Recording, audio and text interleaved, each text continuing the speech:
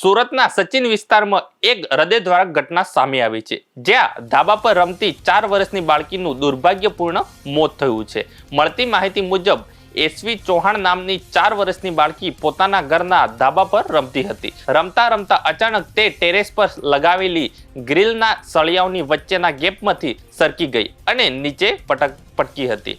બાળકી નીચે પડતા તેના મોઢામાંથી માથાના ભાગ ગંભીર ઈજા પહોંચી હતી। ઘટના બાદ પરિવારજનોએ તાત્કાલિક તેને સારવાર માટે હોસ્પિટલ ખસેડી હતી। જોકે ફરજ પરના તબીબોએ બાળકીને મૃત જાહેર કરી હતી। આ ઘટનાને સમગ્ર વિસ્તારમાં શોકનું મોજું ફેલાવી દીધું છે। નિર્દોષ બાળકીના અચાનક મોતથી પરિવારમાં માતમ છવાઈ ગયો છે। પ્રાથમિક તપાસમાં આ ઘટનાના દુર્ઘટના હોવાનું સામે આવ્યું છે। જોકે પોલીસે આગળની કાર્યવાહી હાથ ધરી છે। સાથે જ આવી દુર્ઘટનાઓથી બચાવવા માટે ઘરના ટેરેસ અને બાલ્કનીમાં સુરક્ષાની યોગ્ય વ્યવસ્થા રાખવાની પણ જરૂરિયાત છે।